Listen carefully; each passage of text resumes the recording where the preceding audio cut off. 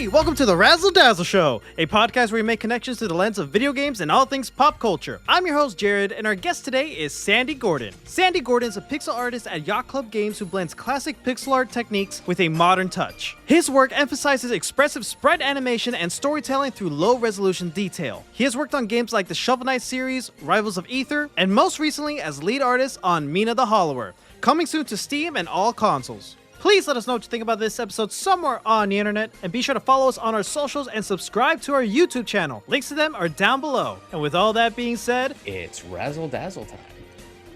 Hello, Sandy. Thank you so much for being on the show. How are you today? I'm great, Jared. It's great to meet you, and I'm excited to dive into this. Me too. Before we get anywhere, though, a quick Kickstarter question I have for you. Oh. Do you have a favorite era of game visuals? Or do you think right now is the most interesting time to be an artist? That's a really good question. It's kind of a scary question because instantly when you asked me, I was like, what is my favorite? I have so many favorites and it changes all the time.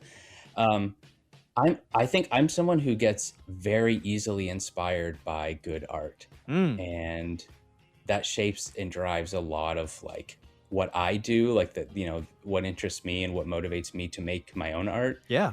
And we could even get into this later, but just throughout my career, I've jumped around from style to style so many times, just based on whatever kind of swayed my influence in the moment. And so I think in answer to your question, now is probably the best time to be an artist, just because you can draw inspiration from everything that came before you. And there's, the creative industry is just, whatever that is, media in general is just so saturated with great artists that there's no better time to be inspired. So, or making art. Yeah. Wow. Cool, man. Yeah, we will get all up in that. But before we get there, I want to start at the beginning with you. Can you tell us, where did you grow up and how would you describe the musical background of your childhood? Well, I grew up in Burlington, Vermont. Pretty small town. It's the biggest town in Vermont, the state of Vermont, but pretty small. Musical background. My dad's a guitarist, so I did grow up with a lot of music.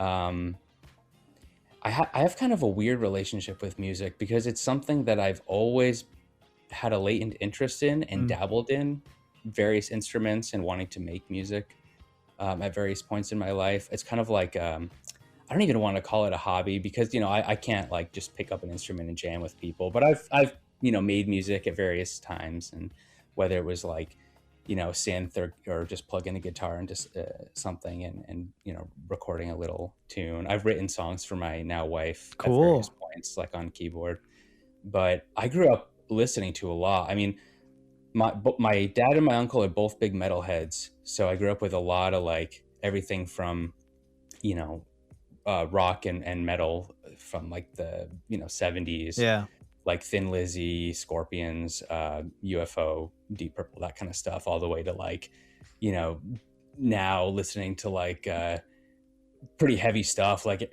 various black metal groups, Death Heaven, Dimmu Borgir at certain times, like just like really more extreme end of things, bands like Tesseract and Tesseract.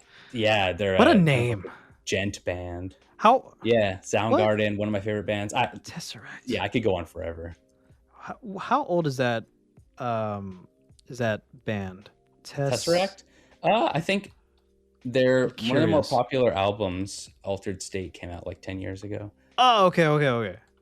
Because I'm thinking like, okay, active from 2003. Okay. I was thinking of like, did they just get their name from like the Avengers? You know what I mean? Like Captain America, like the first movie. First? Right. No, okay, but they came first. That's cool. Tesseract is just a shape. I think it's probably just ubiquitous in like media in general. Cool as hell. Okay, so rockhead, heavy metal, cool, man.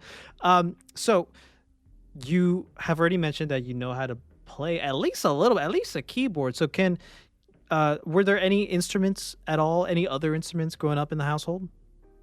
Yeah, I mean, growing up, I was forced into piano lessons in like elementary school, like most of us are. Yeah. I had an immigrant mother who is like, piano is, it's gonna make you a well-rounded person, so it's something you've got to do. I wasn't really interested in it at the time, probably because I would rather go play video games than sit and do what felt like homework. But and then during middle school, high school, I did like saxophone, clarinet, and band class. Oh and stuff shit, like really? that. Yeah, I play A the little bit of saxophone. that. Oh, really? Yeah, alto.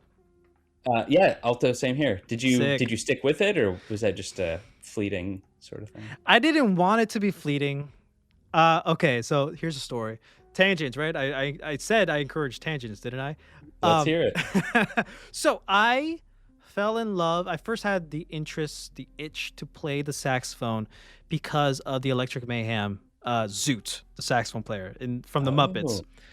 Oh, right, sure. That alongside, at the same time as I was getting into the Muppets, my stepdad, who's an audio engineer, who's worked with Pitbull, Shakira, the Estefans, right? He was producing this band called Fula at the time. It's like a funk ska band. And they had a saxophonist. And, they'll be over at the house all the time. I'd be at the studio. Like, I've grown up in the studio all my life. Yeah. And ironically, or funny enough, the saxophonist, his name is Brandon, shout outs, he looked like Zoot. Like, they would wear the same thing. He would, like, same haircut, plays the saxophone, wears the fedora. Hand going through the back of his head. He was blue. No. Yeah, he was blue. It's just like both of these things combined, like, made me want to take the interest. So, okay. I told my parents, okay, hey, I want to play the saxophone. Can Brandon teach me? And they're like, yeah, sure, okay. The way Brandon taught me how to play the saxophone, this was like maybe half a year to a year of just him and I doing sessions, right? The way he taught me how to play music was that music is something that you should play from your heart, right? It's an emotional feeling, Sure. And I really loved that because it really helped me express myself. And like he wasn't like very strict on like learning how to read sheet music and stuff like that. Like he'll teach me like more on the fly practical stuff. Like I knew like a scale or two, and I knew how to like practice how to improvise, just going up and down, like doing whatever. So after a while, my mom wanted me to join the high school like beginner band program or whatever the hell, and I did, and that's where it started going downhill. My music teacher at the time in high school, just, I don't know, she killed playing music in general for me because like it's a weird thing because I understand the importance of learning the structure and like the foundations of like music, like sheet music and stuff. Like I understand the importance of that. That's fine. I can deal with that. I was never against that. But on like the off, whenever we're like not in class, like in between classes, between periods, or like we have a break or whatever, I wasn't allowed to just riff. Right? Like even in the practice rooms or whatever, I wasn't allowed to riff. Whenever I tried, somebody will come in and be like, hey, no, you can't do that. You can only practice what's on the sheet music for the upcoming concert. And I'm like, what? Weird. That like, it goes totally against what I was taught originally with music. Right. It sounds like you were taught by someone who got by on riffing, on his ability to riff and jam, right? Because if he's a ska musician, maybe jazz trained. That's exactly it. That it's a very and so it sounds like this teacher was a very rigid, had an academic approach. Yes. I mean, I could see the benefit to understanding both for sure, and how to speak both languages, but slapping a hand that's trying to do something unique or creative doesn't seem like a very productive way of instilling love for an art form. And it's not like I've lived in an apartment all my life.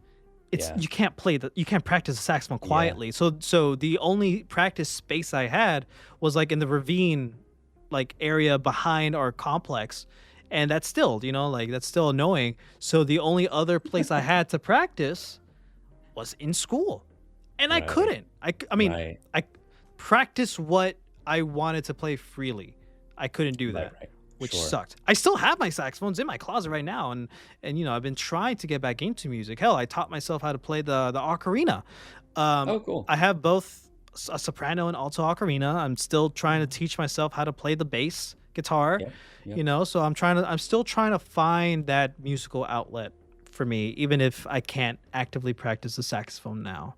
Tangent. Well, it is sad that the saxophone kind of took a dive there, but at least Yeah. you've still got, musical interests And I still have it, and like I still outlets. love it. Yeah. Hmm. So, It's funny because I feel kind of a similar thing happened yeah. to me that prevented me, I think, from pursuing music in the way that, part of me kind of wishes that I'd been able to. But I think a lot of it was just, and maybe this wasn't the case for you. I mean, in your case, it sounds like you just were boxed into Mm. a style that you weren't really that interested in. For me, I think it was just a level of self-consciousness that prevented me from wanting to practice where anyone could hear. Ah. And I also didn't have a space where I could just go and make mistakes without feeling judged. Yes. And I think having that, and I've been like that with art my whole life too, where like I remember growing up, I would be doodling something, and my parent or a friend would come over and be like, what is that? Can I see? And I'm like, no, don't Right. look. That's like such a common thing. I was about to I'm say, sure, right, like for most of the artists, not only that I've had on the show, but like for like people I know, like they're very closed off or shy about their work. And I get it, like you're gonna be your own worst critic.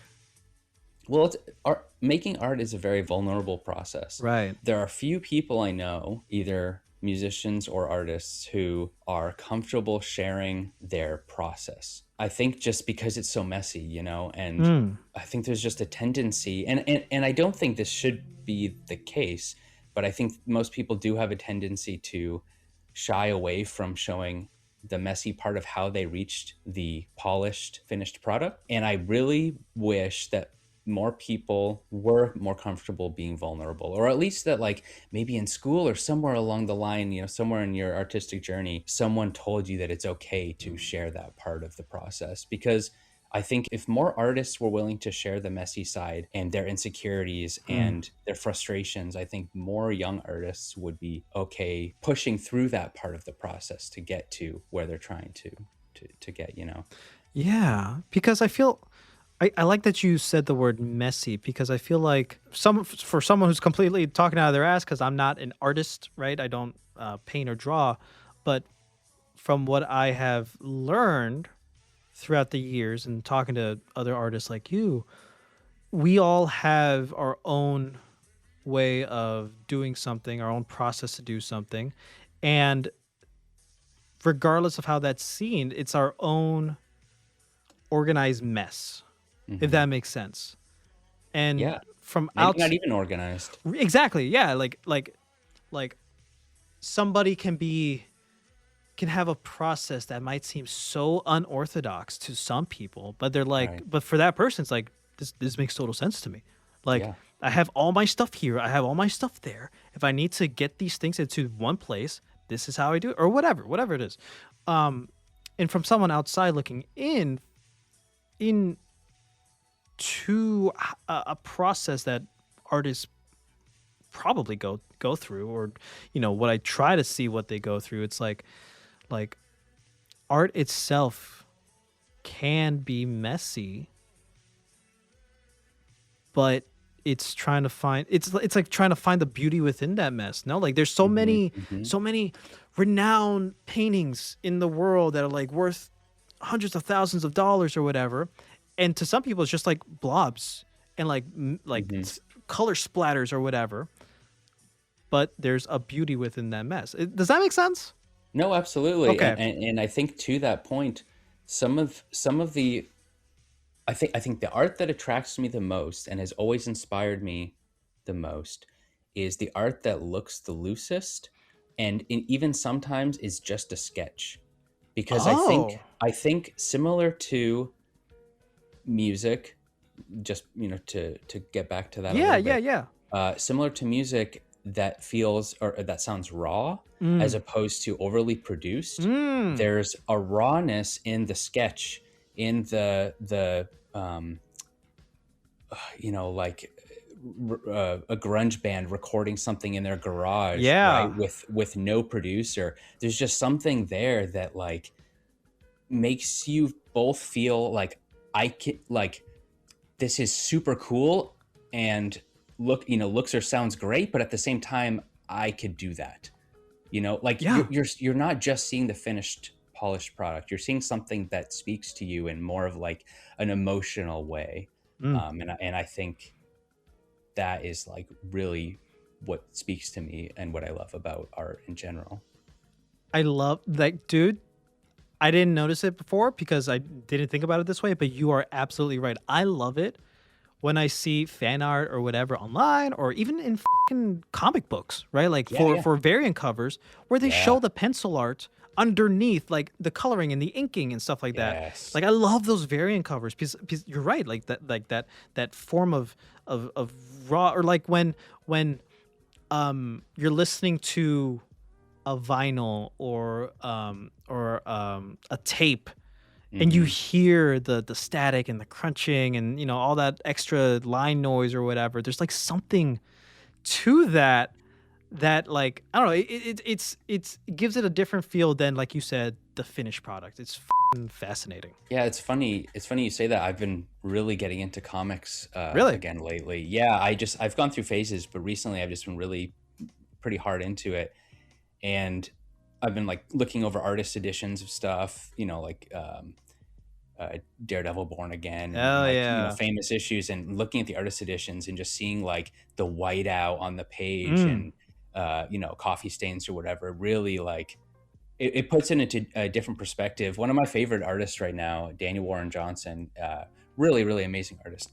And his stuff is just so loose and he works really quickly.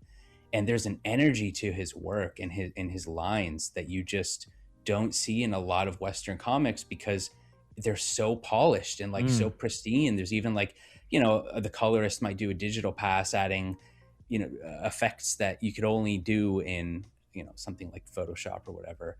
But with his stuff, like it's just very raw. I keep using that word. Yeah, yeah.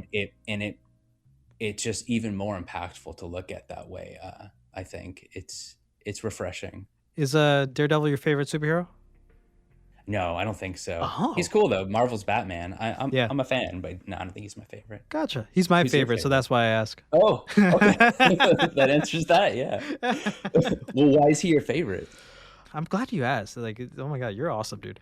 I have this weird relationship with Daredevil. I first was exposed to him when the original show came out on Netflix, like so many years ago, Yeah. and this was the height of the MCU actually becoming like this multifaceted thing of like all this thing is connected. Um, so when the lineup of the Netflix shows, Daredevil, Jessica Jones, Luke Cage, and Iron Fist was like revealed, and then like Daredevil was about to come out. Hmm. I knew nothing about any of these first three characters. I knew about Iron Fist because I saw him in the Ultimate Spider-Man TV show on Disney XD. So I'm like, oh, okay, Iron Fist. Oh, and Power Man is Luke Cage. Oh, okay. I'll start with Daredevil until we get to the Iron Fist show because I really liked Iron Fist at the time. Sure.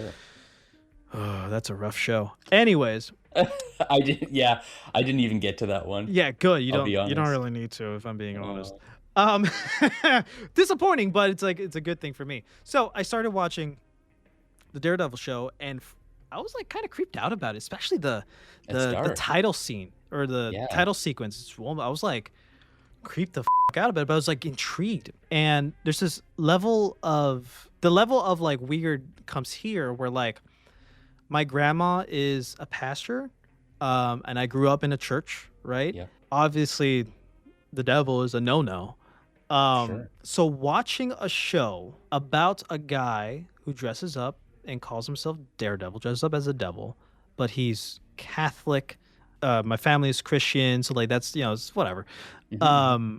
There's like this weird thing in my mind, or it's always have been, of like it's kind of clashing but meshing at the same time with like Daredevil and like how I see him. I don't know. It's a weird thing that I'm probably not explaining well, but like No, as I think I get it. Yeah. as I continue watching the show, even with the further seasons, and like I started my interest starting was like peaking, and I started reading his comics. I was like, holy shit, this is a guy. He's Well, just I a mean, dude. he is, and what you're saying intrigued you about it Yeah. is it speaks to the internal conflict within Matt Murdock himself. Yes. Being a Catholic who is fighting crime, he sees himself as both kind of angel devil dichotomy, like not knowing, which he really is, and I think that's what makes him an interesting character, similar to Batman, the Yeah. Yeah. duality of personality. Yeah.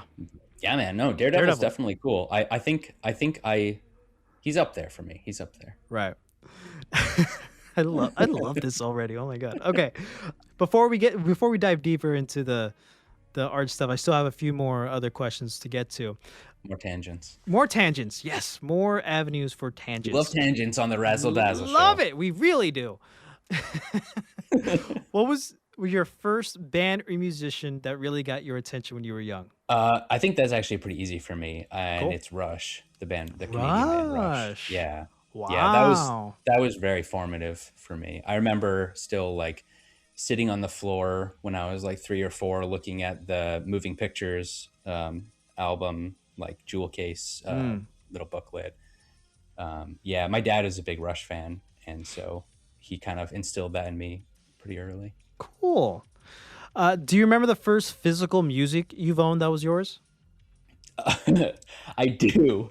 I remember vividly the first CD I ever bought for myself, and I think I want to say like 12 or something. It was Sixpence None the Richer, and I do not know why I bought that.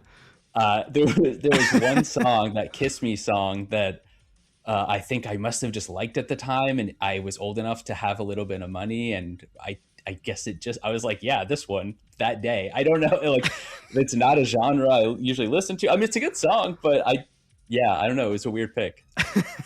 Okay. I think part of it too was like my parents were, I was sheltered a little bit in terms of like the media I was allowed to consume. So like, I couldn't buy like the latest Gorillaz album or whatever, because, it had parental advisory on it. So that was a no-no. I remember I did buy the Daft Punk Discovery album. That was one of the early ones too. Yeah. Hell yeah. This next question requires a bit of context, so please bear with me. As I mentioned before recording, I am a producer and audio engineer for an NPR and PBS station here in Southwest Florida. And we have this other show called 3 Song Stories, where we tell people's biography through music. The guests will come in, they will pick 3 songs that every time they listen to these songs, they immediately get transported back to a time and place that they have a significant story associated with it. It could be anything. It could be a small little anecdote, something funny, something serious, something impactful to their lives, or something depressing, whatever. I want to ask you, off the top of your head, do you have one song story you're willing to share? That is a tough one. I don't know if I have a lot of music associated memories per se. As I said, Rush was a formative band. Whenever I hear like Limelight or something come on the radio, I think of my dad for sure. And us driving to see, we went to see Rush when I was a teenager. We did a little road trip to go to a show.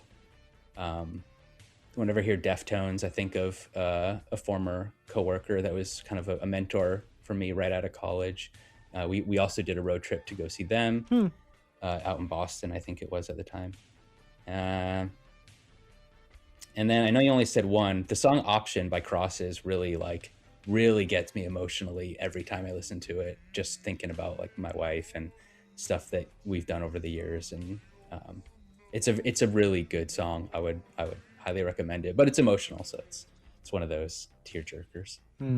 Did you happen to share a moment with your wife listening to that song? I think I did send it to her once after maybe, I don't know, we'd had a tough moment together or something, and I was listening to it and it just really, pulled at my heartstrings, and so I might have sent it to her and said, I was thinking of you or something. But I don't know if there was a specific, we weren't listening to it together or anything.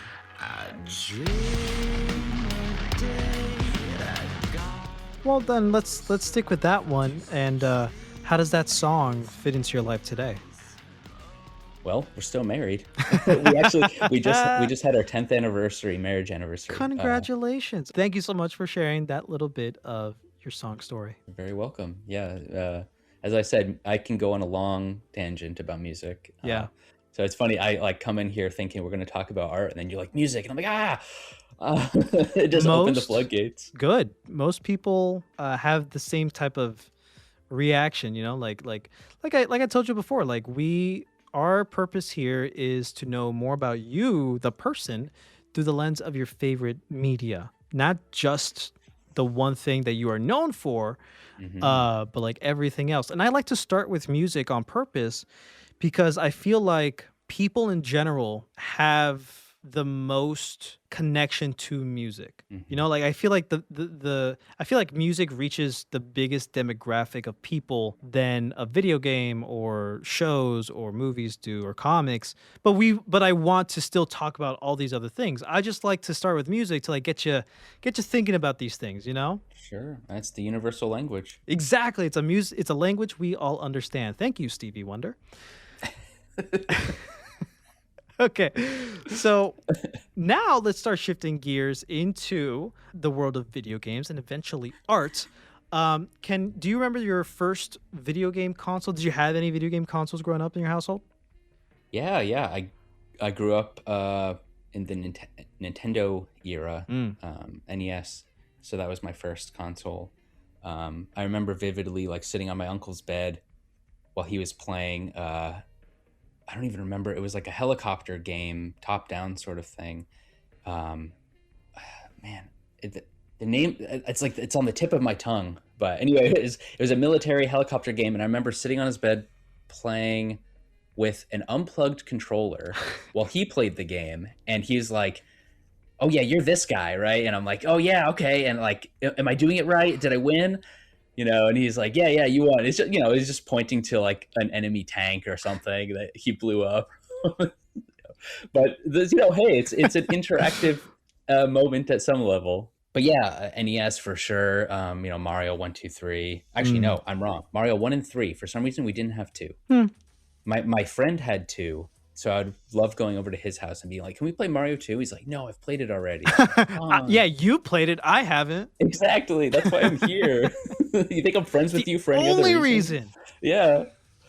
Um, yeah, and then got into Genesis. For some reason, I was a Genesis kid, not a SNES kid. Right.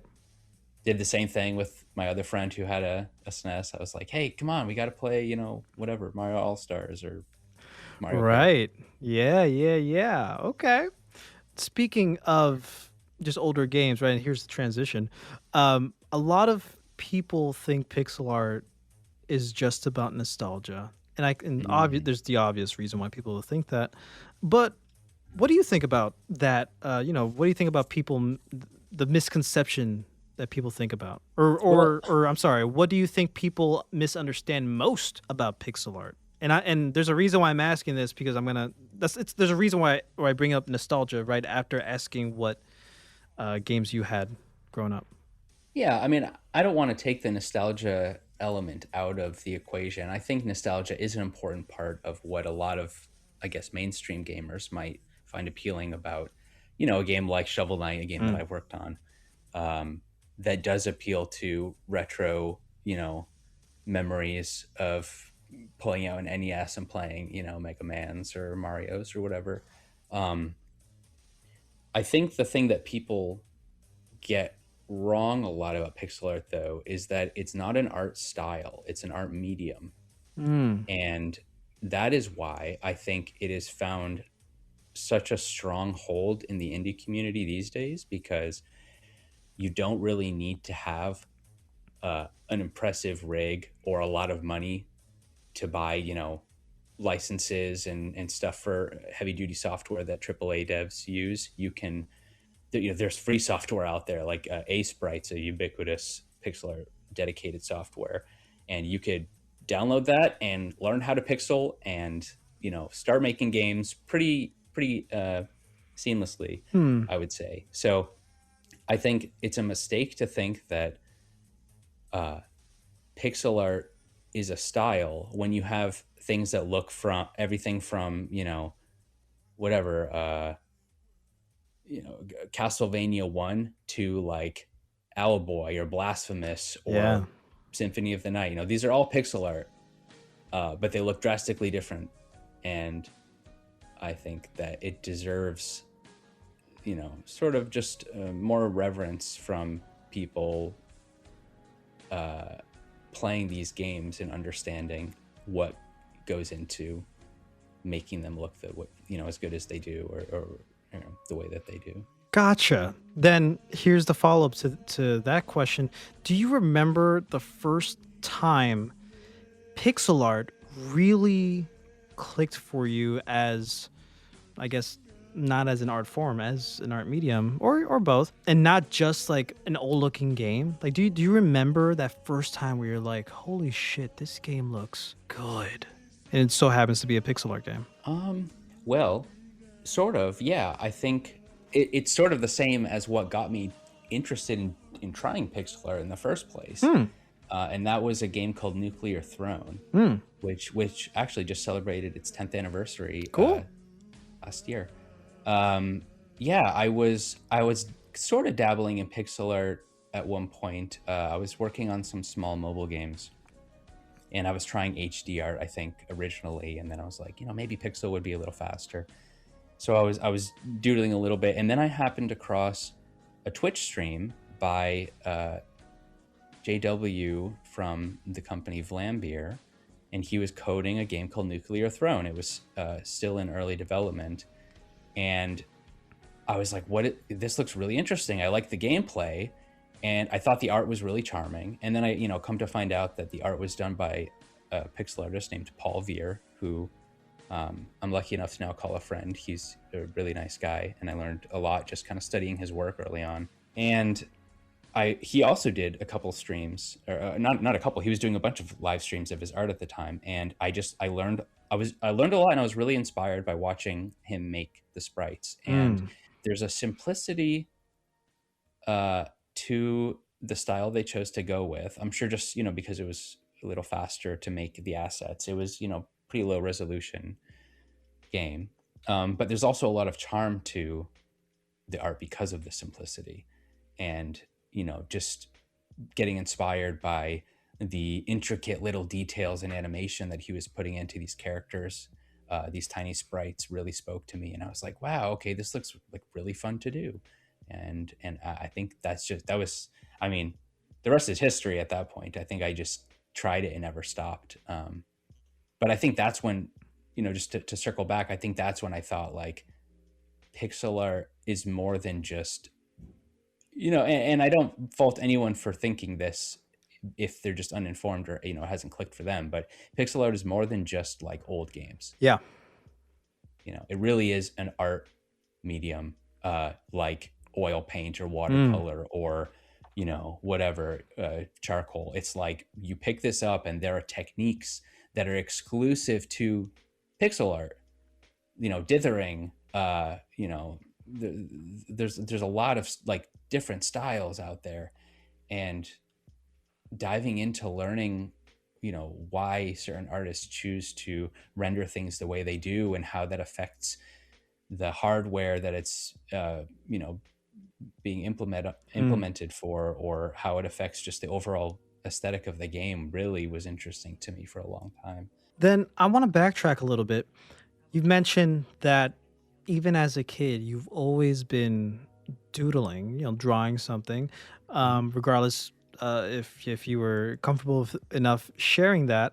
And I'm assuming when you saw this Twitch stream, it was, there's a lot of time has passed between when you were a kid first drawing and then. What initially got you into the arts then? Yeah, pixel art's not something that I started doing or thinking about at all until about 2014. Before Right. that, I had wanted to. So I'd.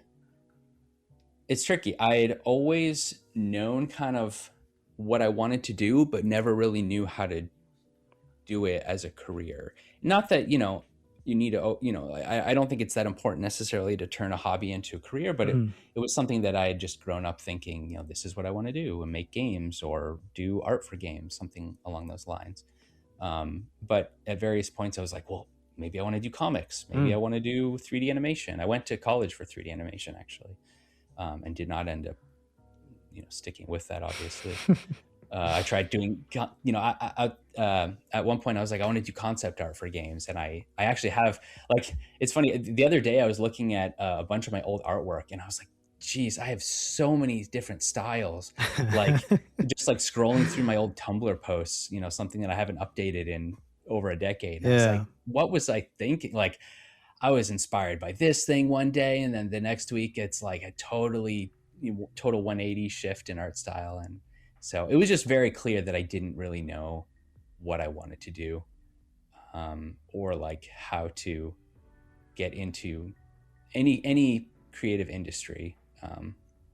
I remember applying to video game companies after college, and I had a somewhat of a portfolio, and I sent it to, I remember at one point, like Irrational Games, the creators of BioShock.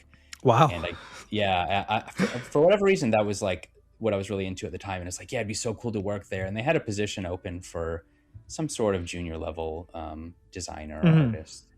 And I was like, maybe I'll cross my fingers. And I put together this really custom resume where I just like decked it out with all kinds of graphic design and things that I thought were reflective of Irrational's brand, kind of like an old like 1950s aesthetic. And I get back, and the guy was really nice about it, but whoever it was sends me back an email and is like, hey Sandy, thank you for your interest. Your portfolio shows a lot of promise, but I think at this time we there's nowhere that we could find a fit for you. And if you're looking for advice, I would recommend trying to hone into a specific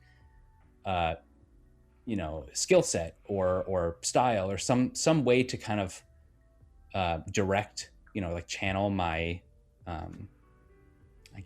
my skills into something that would be a better fit for a larger company like that. And it hit a little hard at the time, but in hindsight, and now having worked in the game industry for a while, it makes perfect sense that, especially at a large company like that, you need to kind of be a cog that fits into the machine. They need someone who can likely do a specific type of job very well, and not just be a jack of all trades, master of none. Yeah, exactly. So, and ironically, being an indie developer, being a jack of all trades is kind of a benefit. So, it's maybe all that hopping around and all those tangents I took along my journey were not such a bad thing after all. Yeah, interesting. Then I'm curious, when you discovered that Twitch stream, I'm assuming this is post BioWare, and were you looking to see, like, were you still in that self-discovery phase of like, what is this style? What is my style to hone into? You know what I mean? Was that around that time? It was. Well, sort of. I mean, okay. To that, I think that when I started pixel art, I was just kind of emulating styles from other games that I was seeing, and whatever I was inspired by at the time. Like I remember at one point it was Super Time Force by Cappy Games was a big inspiration.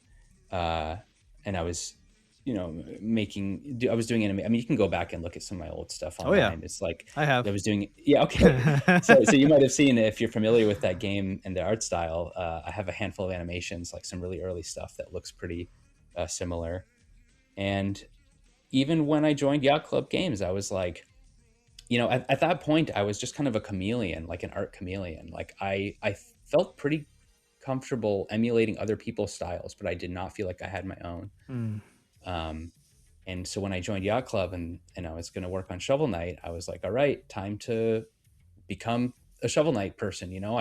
This is going to be my new style. And I spent, weeks just drawing, like doing my best to draw like Nick Wozniak, my now colleague, talented pixel artist who did all the work for the original Shovel Knight. And I was like, I've got to, my art's got to look like Woz's. And hopefully, I lived up to his expectations and blew it out of the water. Yeah. Well, Blew it thank out of you. the water. Come Thank on. you, Jared. But yeah, it's like just, I've gone through most of my career trying to emulate other people and not really, Mm. you know, I guess find what my style is. It's hard to say because like a lot of people have told me that now they think that they can pick out my pixel art pretty easily, Hmm. especially for something like my work on Mina the Hollower, Mm. our current project. They're like, yeah, that's definitely your style, and I'm like, I don't know if I see it. I think I'm still kind of straddling that chameleon line, but Okay, yeah, that's what I was gonna follow up with. Yeah, like, have you? I was gonna ask, like, have you solidified what your style is as of now, as of recording? I don't think it's solidified. I think it's funny because most of the artists that I know, even ones that are incredibly talented, who have what to me look like very distinctive styles, Mm. will tell me that they're still growing and changing and learning from Hmm. new different sources all the time, and they might not see how distinct their work is, but I think everyone else does. So I don't Oh, know. I yeah. I hope that people look at me and they're like, oh yeah, I can see a lot of Sandy's art sensibilities in that. But I don't know because I see it all the time and I don't notice all the little changes that I'm making day to day, I guess. Right. And to bring up these games now, like Shovel Knight, Rivals of Aether, Ether, yeah. Ether, and Mina the Hollower, they all have very different art styles, very different looks. We have an NES looking game, we have a Zelda, Game Boy looking game, like they they are unique, all three of these, just as an example in their own right. Did working on these games, and I mean still working on Mina as of recording, flex that flex different creative muscles for you? Does that like help train you still to become that flexible character? I'm sure it does, but like, Yeah. and I can only imagine with indie games you mentioned before, like, because they can easily range from different types of styles because of they want to encapsulate different eras of games or whatever. I can only imagine how much you have to play with every so often. Yeah, I mean, and it keeps you from becoming complacent, I think, too. I Ah, think, yeah, I think it's always on your easy, toes. always on your toes. Mm. It's an easy trap to fall into as an artist, I think, that you figure out what works for you, what you're comfortable, a style you're comfortable working in, and just just doing that. Mm. Just like churning that, stew or whatever, and never actually adding any new spice to it or seeing if you can vary up the recipe a little bit. I think that's something that I have learned to value in my work, and something I want to continue to do, or I hope I continue to do, is learning and growing and working in different styles to challenge myself. Right. Crazy you brought up stew too, because I made that like the other night, and I'm gonna have some leftovers tonight. Man, that So sounds so good. I'm starving now. yeah. Uh, But I hope you got some of those spices in there. I do. Yeah, yeah. A shit ton of oregano, garlic powder, onion powder, man. Yeah. And that's also the universal language, right? A good Food. stew. A good stew. Just because it's a good combination of like everything. You got your dairy, you got your meats, you got your vegetables, your starch with like potatoes in it, your herbs, dude. Oh my god. Perfection. Uh okay. So I want to touch upon Shovel Knight just a little bit. Is there anything you've learned on Shovel Knight, your time with that game, that has changed how you approach art now? Whether it's the actual process of learning this new art style or just being familiar with the techniques of pixel art in general. Yeah, I mean all of the above for Okay. sure. Um, I would say I was very inexperienced when I started on the team at Yacht Club Games. I was lucky enough to get the job. I think just because I did a pretty good job emulating the style they needed. Mm. And I'm not gonna like put down my abilities. I think that I was a decent enough pixel animator at the time, but what I didn't have was experience working on a professional team. I had put out a few games prior, but they were like tiny jam projects, more or Right. less. It was like either mobile games that I just did with a friend, or there's one game that I did put out with a small team that I was working with at the time, but it was really messy. The game didn't do super well. I mean, it was a learning Mm-hmm. experience. It was a stepping stone for me.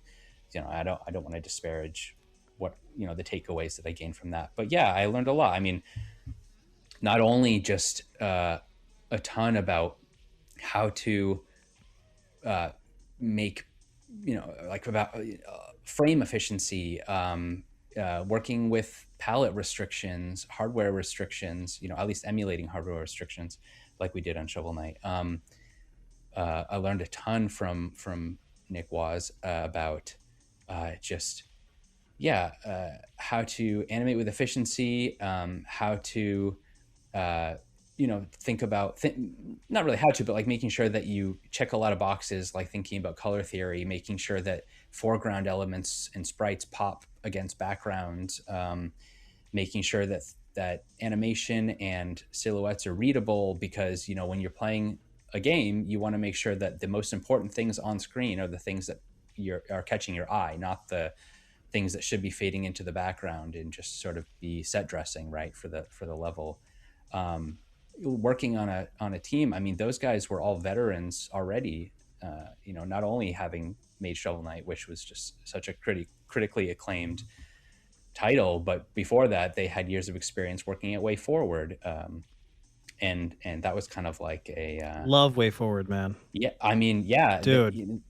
they have a lot of, I mean, Shantae, a ton of classic games that they worked on. Yeah. I have like a little section here on my shelves that's like all Shantae stuff, and like Shantae is one of my favorite, like top 3 gaming franchises. Period. Like, dude, my God. Yeah, it's oozing with charm for sure. Yeah. Definitely a classic series that is still around. Actually, they're still. I know. I making stuff. love it. Yeah. Yeah, but yeah, I mean, so I was basically thrust into this team of veterans and had to just kind of learn as quickly as I could. And luckily, so far so good. I'm still there, but Yeah. So learned a lot. I want to go back to the video games you used to play or still play. Like, how do I want to frame this? I guess first I want to ask, like, what kind of games do you normally play? It's funny. I was wondering if you were going to ask me about games, or at least the games that I'm playing, because I assumed you would. Obviously, we're talking about games on this show. Yeah. And it got me thinking about how I haven't played anything in the past like 6 months plus.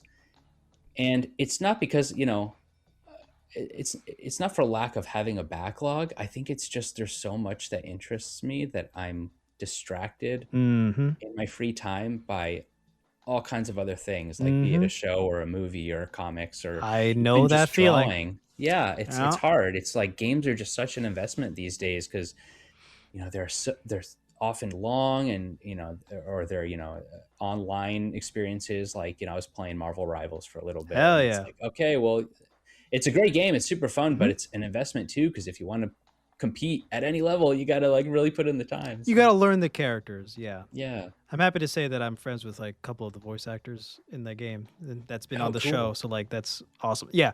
But no, I understand what you mean. Like I feel the exact same way. Like I have so much content that I want to absorb and things to read, play, watch.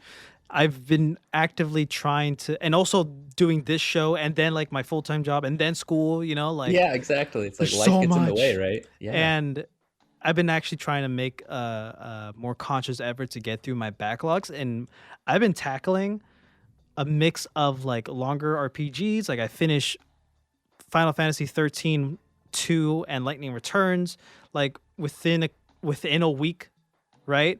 Both of those games within a week, but I've been playing like a good majority of the Metroidvanias I've had on my backlog, like 9 Years of Shadows, Ori and the Will of the Wisps. Okay. And there's another one. Ooh, I feel bad not remembering. There's another Metroidvania that's gonna bother me. I mean, there are so many Metroidvanias I know. these days. Yeah. Like I know.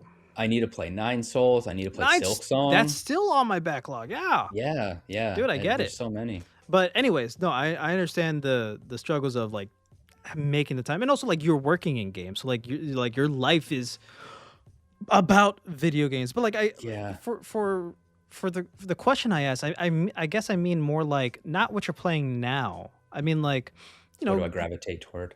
what you gravitate towards, but I also want to know like what types of games were you playing when growing up? You mentioned Mhm. Mario 1 and 3, but I wonder like if you've played any other types of what other types of games you played, and I guess I wanted to get to eventually like how does working in an indie um, game company studio that does these nostalgia types of games, that does these Mm. 8-bit 16-bit games, how does that feel as well from someone playing games that have these similar art styles to working for a company who's making these, who you are trying to bring that same magic for the current audience? You know what I mean? It's a long ass question. There's a lot of parts to it, but No, yeah, no, I get you. There's definitely some overlap, but I would say that a lot of the games that I'm working on now, or the games that our team mm, leaders were inspired by, are not necessarily games that I put a lot of time to understood. into as a kid. Uh, for me, it was a lot of JRPGs, Okay. actually. Yeah, the first game that I remember buying with my own money was Suikoden 1, which, if you've never I played it, I know highly that. recommend. I know Yeah. that game. Yeah, so they just came out with a remaster recently. I think Mm-hmm. last year it released Suikoden 1 and 2. I know this game, yeah. Yeah, so super formative for me. I got this game out of a bargain bin at Toys R Us for like $20 or something. Oh, Toys R Us. Yeah. Yeah, see, you're having nostalgia for something other than games now, and Yeah. I get I it. miss it. I miss it. Um, yeah, it was between Suikoden and Punky Skunk on PS1, You made a and I good think I made choice. the right choice. Yeah, Yeah. Yeah. yeah. uh, yeah, Suikoden had legs. That game, my friend group at the time, I was playing it. I was the only one that had a copy, and I played it. And friends would come over and watch me play it, and then they would want to borrow it, and we all ended up playing it. And we had like, we had this whole like imaginary sort of lifestyle set in like a pseudo Suikoden universe Mm. in our backyards. After school, we would like go and run around this field and say like this one tree was Necklord's I castle, this love other it. tree was like this Oh, fortress, and I love it. yeah, that game was big for me, both the first and the second. Chrono Trigger, another Chrono JRPG. Trigger. Yeah, I mean, I own that game on 3 separate systems. Like I had the DS version, I have it on Steam, and I have it on the PlayStation 3. My God. okay. Well, which do you think is the best version? That's the real The question. DS. Yes, agreed. Because you get the cutscenes. You get the cutscenes and the menus are at the bottom. Oh, Are at the right. bottom They don't screen. They're not obscure the cluttering. gameplay. Yeah. Yeah. No, the Yeah. DS version. I agree. I think that's the definitive edition. To be honest. I would Yeah. love. Okay. I do not want a remake of Chrono Trigger that's like Secret of Mana, No. because Secret of Mana is an amazing game by itself, the Yeah. original SNES version. But yeah, we all know how they remade that, and it's not. It's subpar. I do not want a remake of Chrono Trigger like that, but I will love a remastered Chrono Trigger like they're doing with Dragon Quest 3, 1, and 2. Oh, That's okay. how I'd So want it. interesting. Just So like HD the pixel art, man. yeah, I could see that. I could see that working. It's interesting because it's such a beloved game, Mm-hmm. and the look of it is so You're iconic right. that part of me feels like It shouldn't be that might touched. Just well re-release for it. sure for sure it shouldn't be touched. But if you're gonna touch it, I want it to be as far removed as possible, almost to like I would want to see it like the Dragon Quest 7 remake, or like the one that's coming out soon, Oh, or maybe even Dragon Quest 11, just like 11 is so really good. far removed. 11 is Yeah. so good. Yeah, because you don't want those comparisons happening. I think that's where you get Yeah, into like really hot water. yeah, yeah. I But go ahead. Dragon Quest 3 does look good. Yeah. Yeah, I 100%ed Dragon Quest 11 during the summer of COVID. That was a great summer. Yeah, Let it's me such a tell you. charming game. Yeah, no. I actually I think I beat it around the same time Sick. and had a great time. Yeah, I spent hours in that little casino Right? Oh my god. It's playing it's slime slots. it's even worse when you're trying to get the achievements because it's all RNG and it sucked. That what really sucked, the achievement that really sucked for me was the horse racing Oh man, yeah. stuff. Man. Yeah. Yeah, I mean, hey, that's JRPG That's territory, you know. JRPGs. Yeah. Uh-huh. Uh tangents, love it. Um okay, to bring it back. So, I want to talk about Mina specifically a little bit now. And I know there was like a thread that you mentioned that I was going to use to segue, but I'm gonna forget about it because it's already gone, and I'm just gonna continue on. Yeah, it's all good. Um, I might be able to help jog your memory. yeah, for sure. With Mina the Hollower, I love specifically because I am a Zelda fan.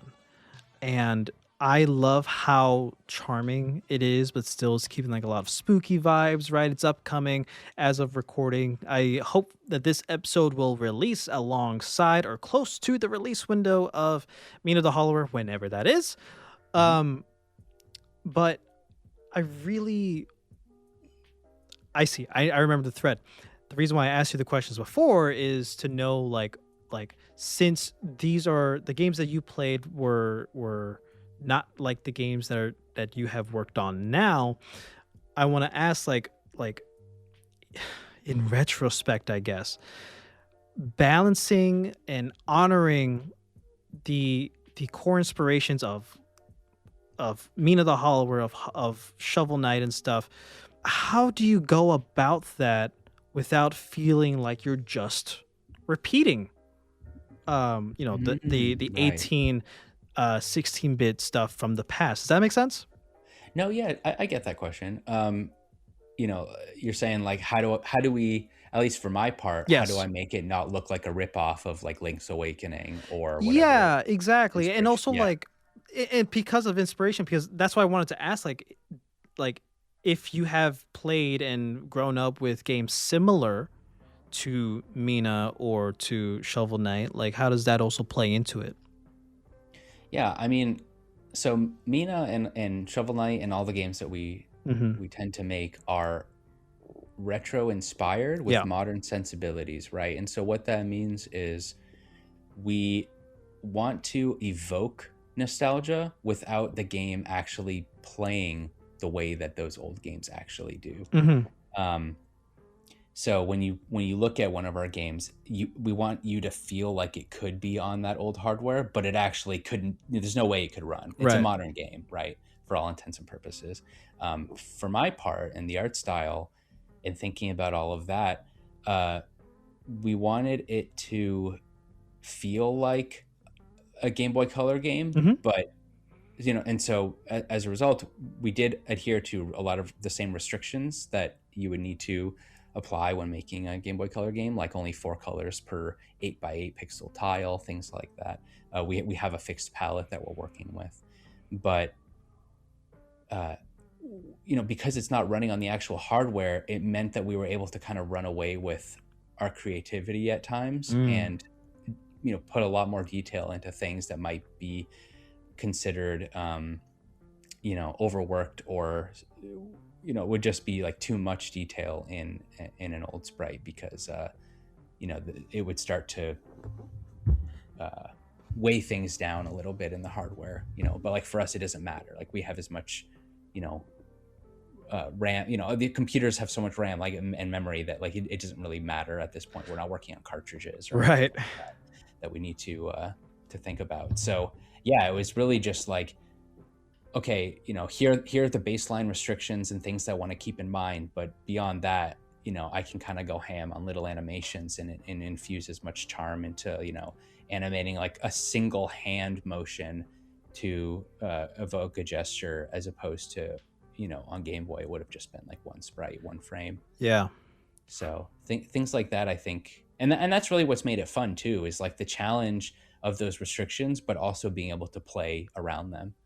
Right, understood. And I love how Mina looks. Like I said, I'm a big Zelda fan. It looks like Zelda's Oracle of Seasons to me, and you are doing a great job at that and have done a great job with the previous things you've worked on.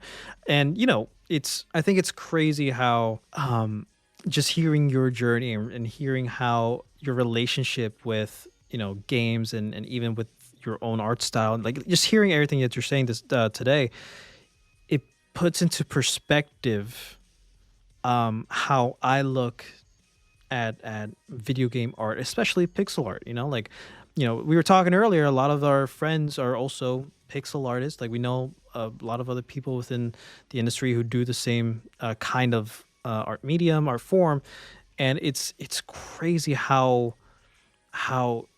easy it is to forget how much hard work actually gets put into pixel art in general. Yeah. I mean, again, like there are so many different styles just within the medium itself, and so many different artists just with their own unique approaches. There are a lot of masters out there that you look at their stuff and you're like, this is pixel art. How'd you even do that? That's insane. And it just really goes to show, like, how much room there is to play within something as versatile as a square. Yeah. For my part, like, even before Mina development got started, before we even knew that we were going to work on this game or make this game, I was working on a little side project with a friend, and it just so happened to also be Game Boy Color inspired. And we spent about a year working on a little prototype. I was doing a lot of kind of research and studies into games like Dragon Quest Monsters and Dragon Quest 3 on Game Boy. And I think that within that year, I learned a lot about how to work within the restrictions and what was kind of required of keeping the aesthetic like intact, but also like what I could tweak to make it feel both my own, and not feel like a Zelda ripoff, but Right. also what I could tweak to like make it look a little flashier or like a little bit smoother, a little less jank. Yeah. And I think that really set me up for like being able to hit the ground running when Mina development started. And I was like, what, we're doing Game Boy here too? Like this is perfect. You were like, warming up. Yeah, it was just a warm up. So yeah, Love that. It was cool. So last question before we get into the speed round. When people are looking or playing, with your art, what do you hope they feel when they look at it, when they interact with your art? Yeah, it's a good question. I guess charmed, and maybe even immersed. I think what would make me happiest is if somebody says they really like a certain character because it made them feel something, right? Like if they're looking at Mina and she's doing a little animation where she seems tired, after a hard day of working your way through a level, killing enemies and fighting bosses. And, I have hundreds, if not thousands of animations of her just doing like random little things. And I just would love people to notice those and for her to feel like, alive to them. Yeah. Yeah. And if anyone can immerse themselves or find themselves immersed in this little low resolution pixel world, that would definitely make it all feel worth it. Because I feel like I'm trying to do that, but it is low resolution, so it's not an easy task. Yeah. But here's hoping, I love it. I think you're doing a great job. Like I said, like Thanks, I played through the demo when it was available. I of course play through Shovel Knight, and for researching and prepping for your episode right now. Like I went through as much as I can through your portfolio and your artwork, and dude, like you probably get it a lot, but like your shit is incredible. Like it is. And again, I'm not just saying this for fluff and because you're here. I really mean this, and I love I just love having these conversations with you, with Danny, with Zoo, whomever, like artists, like Great guys. great guys, shout outs, because I get to see these games through a different lens with more context that you guys paint from these conversations, you know, like it's same thing with music when I have composers on, you know, it's like it's a great it's a great thing that I get to experience myself, and I hope that the audience gets to as well. But like I can tell that, you know, a lot of hard work and dedication has been poured into your projects, poured into the things that you draw, and it doesn't go unnoticed, in my opinion. To me, it doesn't go unnoticed. So thank you for, you know,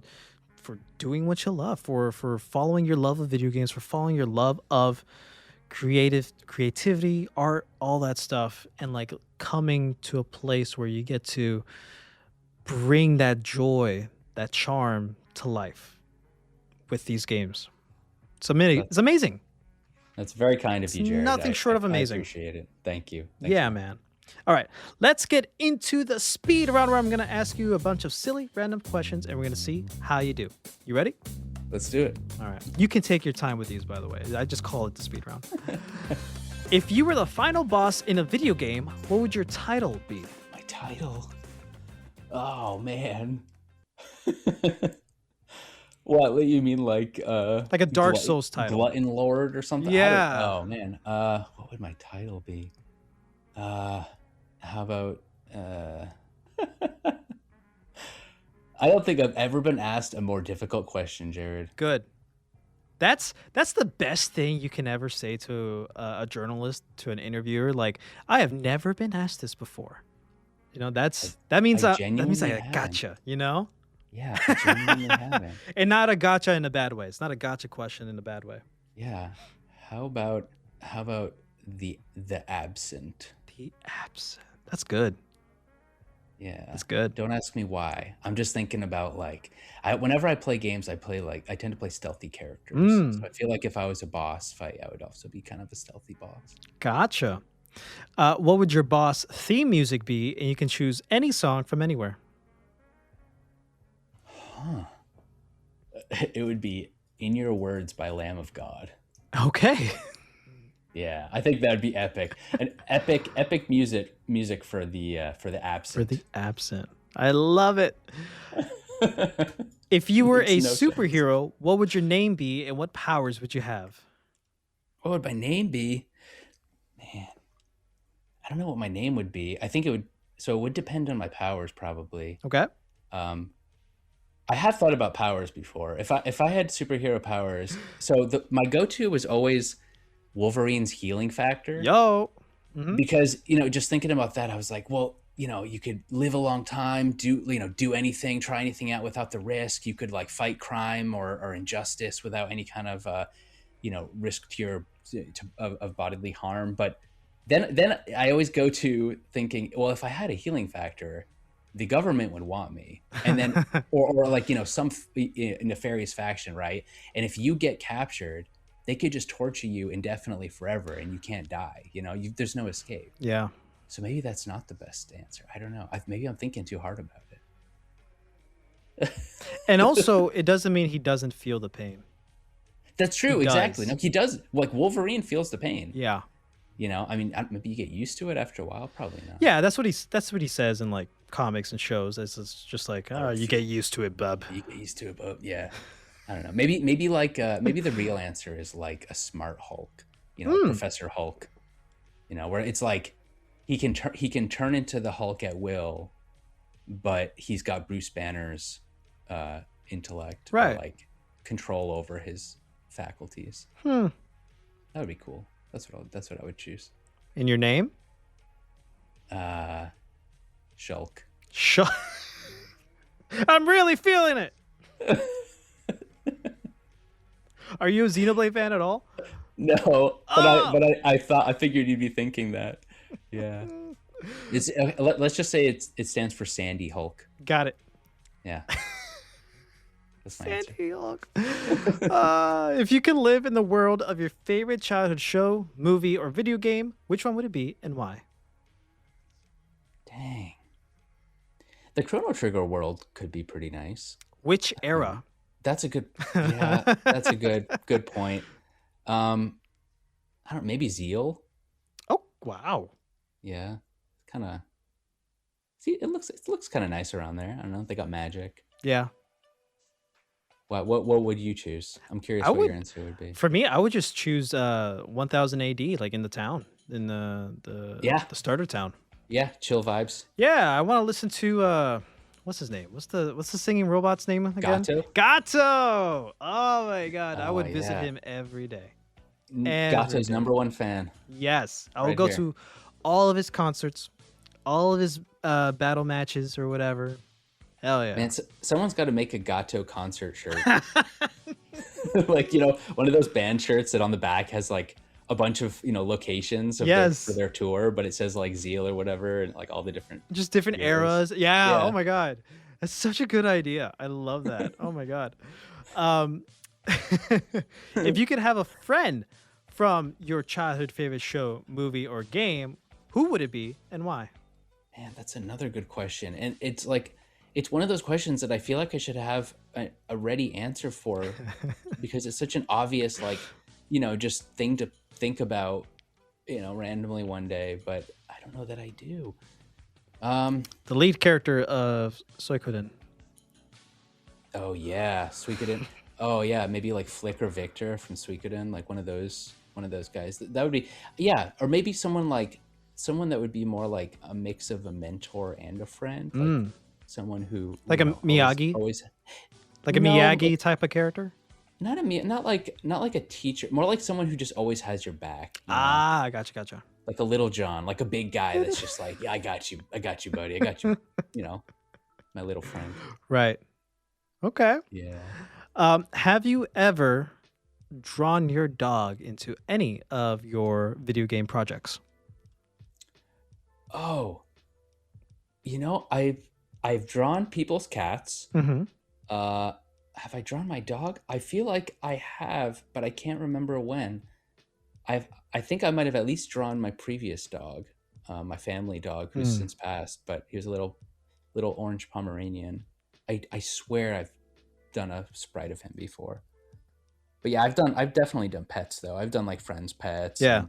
And, like a friend of mine has an OC that's like a fox person, and I've done that character before. Do you ever like insert? That's probably like the wrong word. Yourself in any of your projects? Weirdly, So I worked on a game a while back, one of my first games that was basically, it had multiple playable characters, and they were all like people that worked on the project, like team members, like our marketing person at the time, and like the lead programmer was in it, and then we had a friend who was in it, and one of the artists was in it. And I don't think I put myself in the game. I think I put myself as like a stand-in, like, original creation character instead of me, like Sandy. So yeah, I don't know. I guess I just like don't find that interesting enough. I have pixeled myself a number of times, right? Just not for a game. Yeah. Understood. Okay. What would your 14-year-old self think of who you are today? Oh man, I'm sure he'd be super proud. I think he would be like confused, like pixel art, what? That's weird. But he's like, what? That's not as cool as, whatever, making art for like a Dark Souls or something. Right. But no, I mean, I certainly disagree with that sentiment now. And yeah, I think my 14-year-old self, all he wanted to do was create worlds and make art for those worlds. And that's what I'm doing now day to day. And so, yeah, I can't see any world in which he would not be proud of me. Understood. I love that. Well, it is now time for you to recommend 3 people that you'll share this episode with whenever it comes out, that you think they'll be a good guest on the show, and if you can help me get them on the show. Yeah. Well, I already actually mentioned him, but Nick Wozniak, a colleague and fellow artist at Yacht Club, the lead artist on Shovel Knight games. He hired me to work at Yacht Club, and I think he'd be a great guest. That'd be he certainly awesome. has a lot of stories from being in the industry. Right. Bannon Rudis is a close friend of mine, game director at Way Forward. He's worked on a bunch of cool beat 'em ups, and just endless well of ideas and creativity and humor, and great guy. And Danny Wallace, who's an environment artist at Heart Machine. Dude, And okay. she's super engaged in the indie community, does a lot to support game devs of color, which I think need more representation in the game Sick. industry. So she'd be really cool to have on. Yeah, we've collaborated with Heart Machine before. We had Joel and Alex himself on the Oh, you show. got Alex on? Okay, Yeah. cool. Yeah, Alex is a great guy. Yeah, he's great. He's awesome. Yeah, and I think Liam Edwards would be. He's friends with Zoo. He's the lead game designer at Denki Works, based in Kyoto. Cool. Super cool guy, working on Tanuki Pond's Summer right now. So, Sick. yeah, Dude. really interesting guy. Thank you so much for that. Like, I would love to talk to each and every one of them. I really appreciate it. Do you have any final thoughts? Not really. I mean, we're wrapping up development on Mina the Hollower. Really, we had to delay As it, of recording. sadly. Yeah, as of recording. Yep. There was a bit of a delay just so we could, we need more time to polish things and really get it to the fine sheen that we want it to have when it's released, because we know this is something special. So hopefully everyone's still, thanks for being patient with us, and hopefully you're still looking forward to it. Thank you all for your support, and I hope you're looking forward to playing it. And thank you, Jared. This was a lot of fun, and I appreciate chatting with you. Well, thank you so much, Sandy. Like I said, it's the work you do is important. Your work is incredible. Like, everything you do is fantastic, and thank you for having this conversation with me and for being on the show. You are awesome, and I'm just so happy to have met you. Likewise. Thanks so much, man. All right, that's all the time we have for today, guys. Thank you so much for joining us on another episode here on the Razzle Dazzle Show. If you want to hear more from Sandy, be sure to follow him on his socials, and be sure to check out Mina the Hollower, coming soon to Steam and all consoles. Be sure to let us know what you think about this episode somewhere on the internet. Follow us on our socials and subscribe to our YouTube channel. Be sure to rate us 5 stars and leave a comment down below. We'll catch you on the next one. Next time on the Razzle Dazzle Show. I came up with a wheel on my phone, and what the wheel will decide is it'll say armor, no armor, weapon, no weapon, and then the wheel will have a monster on it as well. And like, the worst we've ever done is that dragon. That's our hardest one to fight in the game. We went into that fight with no armor, and we were not allowed to use weapons or bring palicos. So we were sitting there shooting rocks at it. Wow, that sucks. And crafting barrel bombs and throwing it, because we're allowed to use like the resources of the environment. So you can have your weapon have a skill you need for like making bombs do more damage, but that was like the dumbest thing we ever did. And God, dear God, that was dreadful. Running for our lives, because we did not kill him that way, by the way. We did not. Tune in next week.